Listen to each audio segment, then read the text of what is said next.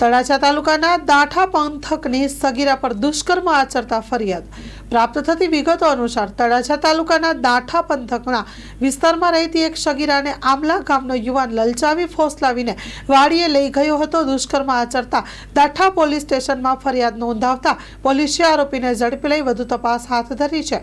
Story report by Anil Gohil Bhavnagar સાથે cameraman Manal Rajyaguru. ગઈ તારીખ 21/1 રોજ દાઠા પોલીસ સ્ટેશન વિસ્તારમાં આવેલ આમલા ગામમાં એક દુર્ભાગ્યપૂર્ણ બનાવ બન્યો હતો, જેમાં એક સગીર વયની દીકરી સાથે દુષ્કર્મ થયો હતો।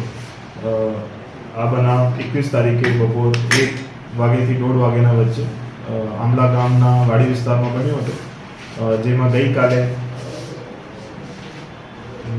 દીકરીનો જે બાપ છે રેપ બીએનએસ હેઠળ અને પોક્સોની ફરિયાદ રજીસ્ટર કરવામાં આવી છે અને આગળની તપાસ પીઆઈ કક્ષાના અધિકારી પીએલ ધામા સાહેબ ચલાવી રહ્યું છે, જેમાં આરોપી બાબતે તપાસ કરતા આજે જે આરોપી છે કરણભાઈ શામજીભાઈ ઢાપા રહે આમલા ગામ પોલીસ સ્ટેશન દાઠા એ મળી આવેલ હતા અને એમની આજે ધોરણસરની અટક કરવામાં આવી છે।